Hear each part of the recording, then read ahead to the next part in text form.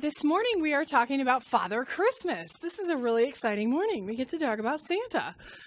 So all of our children have pretty much left the room, right? Yeah? They're all looking forward to Santa coming, yeah? Today we get to talk about Santa, and it's also the day where the theme is joy. So you can see how those kind of go together.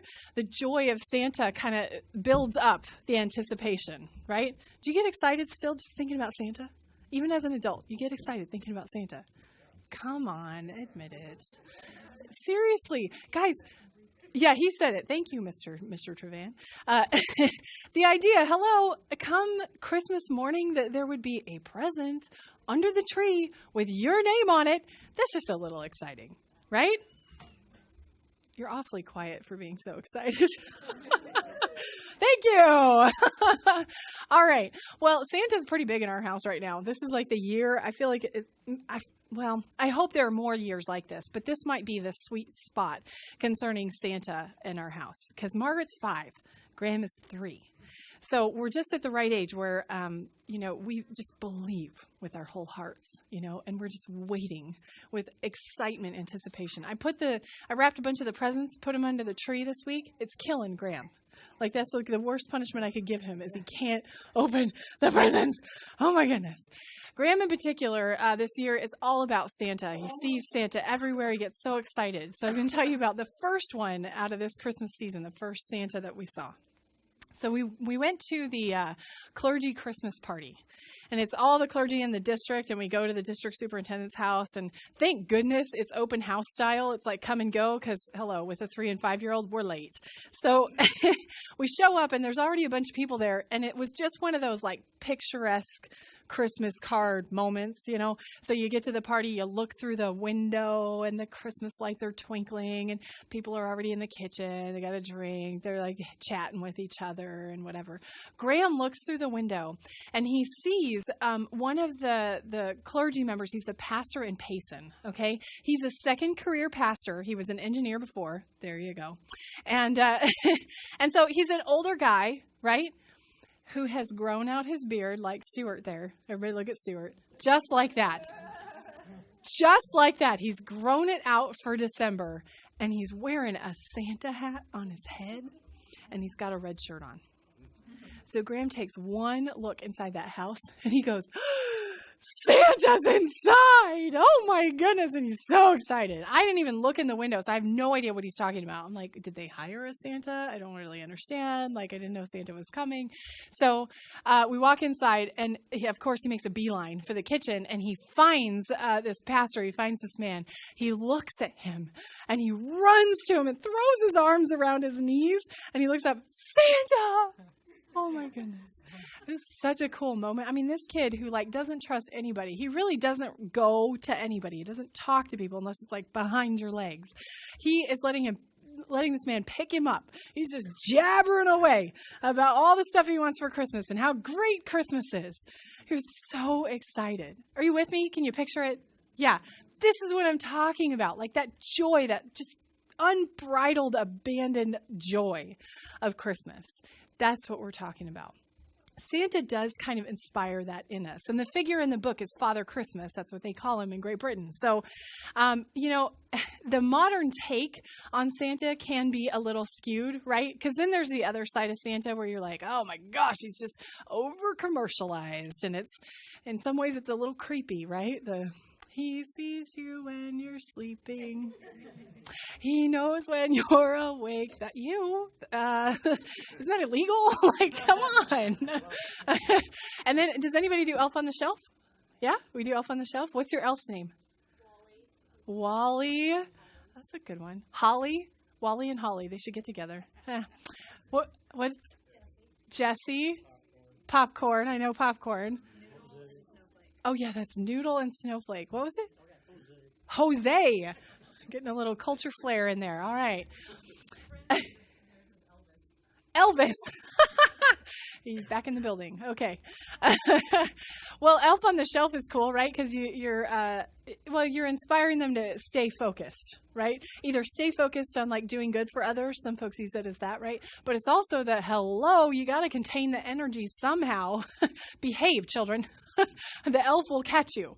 So that's the reason why we decided not to do Elf on the Shelf. Because I couldn't stand the idea of there being like this little elf in the house watching our every move. Ugh, weird, creepy. Also, I didn't want another thing to do in December, but that's another thing. So the idea of Santa sometimes gets a little bit warped, right? Gets a little bit tainted. You kind of get a little bit bitter about the idea of it. Actually, the idea of Santa has changed a lot, and it originates from Saint Nicholas, an actual saint in the church, and we'll get to him in a minute. But the myth of Saint Nicholas has changed, like through different cultures in different areas of the world and over time. So one of the like long-lasting ideas of Saint Nicholas that I was reading about is in Germany, where they really take it quite literal, that being naughty or nice and whether you get gifts or you get coal. Saint Nicholas literally comes around town the night before the feast of Saint Nicholas, which the feast is on December 6th. And so the night before on December 5th, Saint Nicholas will actually come out maybe in a parade or go to children's houses or to businesses or something like that and bring gifts or treats or something for everybody who's been good. But those who've not been good really do get coal, really do get bad things, right? And the legend kind of like morphed and got so big that they actually have a character who is the antithesis of Saint Nicholas, and they call him Krampus. I think that's how you say it. Have you heard of this? Anybody? It is a movie. Somebody said that. Okay, it's becoming kind of big to the point that when they have a holiday parade or something and St. Nicholas is there, Krampus is also there. Okay, he's like beast-like, big horns. On Twitter, they had a video of like the parade and whatnot, and Santa was going down. This thing, which I presume was Krampus, whatever. Yeah. It's weird looking. Yeah, he's like demon-like. Almost, right? It's a little scary. Okay, so it's a lot scary because the idea of Krampus is that, you know, if you haven't been good, then he comes and he like steals away all the bad children, throws them in his sack, and takes them back to his lair.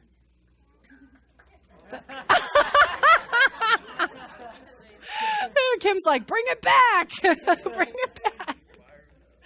Oh my gosh. Well, the idea of this, it sort of makes me think about the idea of being on the nice list, right? So we'll just assume that everybody wants to be on the nice list instead of being naughty and saving Santa the trip. But why do you want to be on the nice list? That's the question, right? What's the motivation?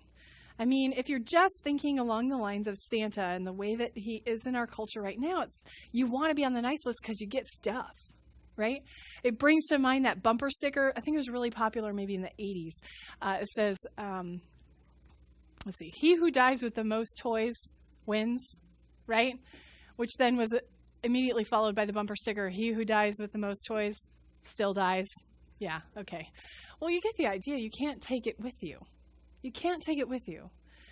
So if that wouldn't be a lasting reward, and that wouldn't be a lasting motivation for being nice, for being kind, for living your life politely, then what could be? Well, really, the lasting way to live your life is to live a generous life, right? So it brings up the question of what does it really mean to give? And then I was wondering, what about the other side of giving, receiving? So I've been reading this book by Brené Brown. Have you ever heard of Brené Brown? She does all kinds of research. Actually, the bulk of her research is around fear and shame, so we might hear from her in the new year when we do a different series. But she talked about the idea of giving and receiving, which is really, really important at this time of the year, right? We do so much of that. She talks about how our culture sort of shapes the two sides of that. Receiving, like that quote, you know, he who dies with the most toys wins. Like that's kind of a selfish attitude on life, right? We would all say, especially those of us who claim to be Christian, we know that humility and putting others before ourselves and sacrificing and stuff is our noble traits. So the idea of receiving can be kind of hard. It can be hard for us to do it because we feel like that's selfish and we shouldn't. However, somebody's got to be a receiver in order for there to be any giving, right? Which giving is the one that we talk about the most, because if you're going to give, then that means that you probably have to give up something that you wanted for yourself in order to give. So there's that piece of it. Plus, there's a humility in it of being able to give to someone else. You're giving of yourself, and you're well, I guess it's the same thing I was saying before. But anyway, she talks about that idea in our culture, about how we feel like we can't rely on others. She's an oldest child, and she has 2 younger sisters and a younger brother. So that means that her whole life, she kind of embodied that role of, look, I have to be the one who takes care of other people. I'm there when you need me. I do things for you, right? You can relate to this. Anybody relating to this in some way? You feel like you have to embody that at all times. You want to be known as the person who, gosh, they'd give you the shirt off their back. They'd help you out no matter what. That's what we want. But we take that to such an extreme where we feel like we can't ask for help. So she tells the story of a time when she was asked to go and speak, actually at a PTO meeting, which went terribly wrong. Anybody with me on the politics of parents and schools and stuff? You know what I'm talking about? Okay. Yeah. So the PTO meeting went terribly wrong, and there was a whole backstory into why she had been invited to come and speak. So she was kind of set up in a way, and she had no idea. So it turned out really bad, and she tried really hard once she was in the moment to sort of win over the crowd, but it was that situation where there was just really no winning them over to the point that every time she tried harder to win them over, there was a guy in the front row who was literally slouched in his seat sitting like this. And every time she tried harder, he'd go, right? So there was just no winning it. So she basically ran out of there, ran to her car, couldn't wait to get away. And she said, you know what, as I was like trying to get over that moment, and she said, I was so ashamed of the way that I handled it. Like I should have just stopped and said, what's going on, y'all? Instead, I tried to overcome it, and I tried to prove like that I could fix it. I could give them whatever it was that they needed. She said, I did something sort of surprising after that, though. In the past, I never, ever would have called my siblings for help. But I did. She called her younger sister, and she said, you know what? It was great. My sister was awesome. She didn't say like, oh, how could you have let that happen? Or she didn't say, oh, you poor thing, or whatever. But she was kind of with her in the moment and just said, oh, I know how that feels, and I'm so sorry that happened, right? It was the first time that she had allowed her siblings to give to her, and that she had been the receiver of that relationship. And you know what? It changed everything. So I was going to read you a quote of how their relationship changed after that day. She said, Ashley and I felt deeply connected after that experience. I know that I was seen, and I was heard, and I was valued. And even though it was scary, I was able to reach out for support and help. And we both feel strengthened and fulfilled. In fact, a couple of weeks later, Ashley called her and said, I can't tell you how glad I am that you called me that day. It helped me to know that I'm not the only one who does stuff like that. And I also love knowing that I can help you and that you trust me. I really think that we only really understand the act of giving when we're also able to receive. And I think that circle altogether completes the joy that we're talking about today. It was actually in the story that Mackenzie read, the joy that Lucy feels. It says she feels a tingle of joy go down her spine, the kind that you can only feel when you're being still and solemn. This is a joy that is more than just like laughter and giggling and happiness, but it's a joy that sort of goes deeper. When you understand yourself a part of a full circle, a full system. You actually can't have giving without receiving. You have to have one with the other.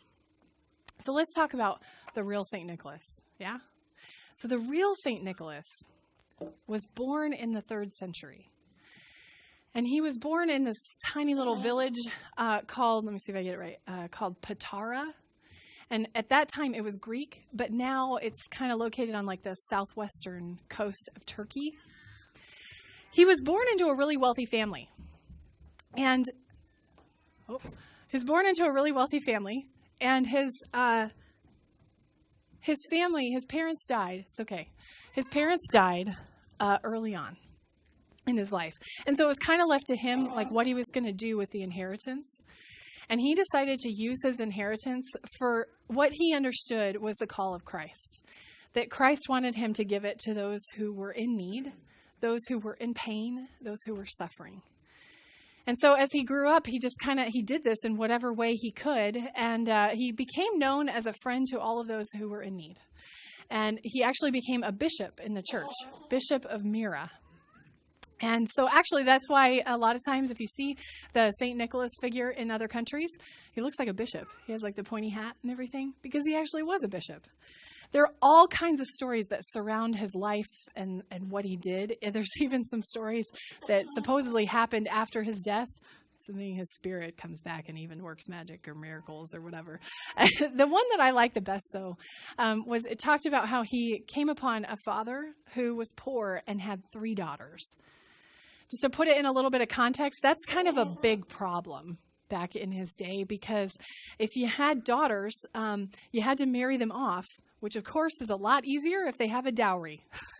But if you're poor, there's no dowry, even for 1 daughter, much less 3. So St. Nicholas heard about this and wanted to help. And so the way the legend goes is that St. Nicholas brought 3 bags of gold for a dowry for each of the girls. Now, the way that the story is told sometimes is that he tossed through the window 3 balls of gold and they landed in the stockings, right? And so have you ever seen oranges around Christmas time? I mean, I know they're in season, but then you see like the chocolate oranges, or I haven't seen them lately, but when I was a kid, there was like a peppermint stick. You could poke into the orange and drink the juice out. You know what I'm talking about? So oranges have become a symbol for St. Nicholas, the original saint, because they represent the ball of gold that he left for the dowries. Pretty cool, huh? Yeah, every time you see an orange, then you'll think of St. Nicholas. Think of the generosity of his life. St. Nicholas really does, I promise, go along with today's scripture of John the Baptist. John the Baptist was the one who came before, right? He came before Jesus, and he was doing all kinds of exciting things. He got people a little bit riled up. Actually, John the Baptist was such a crazy sort of guy that everybody thought that he must be the Messiah.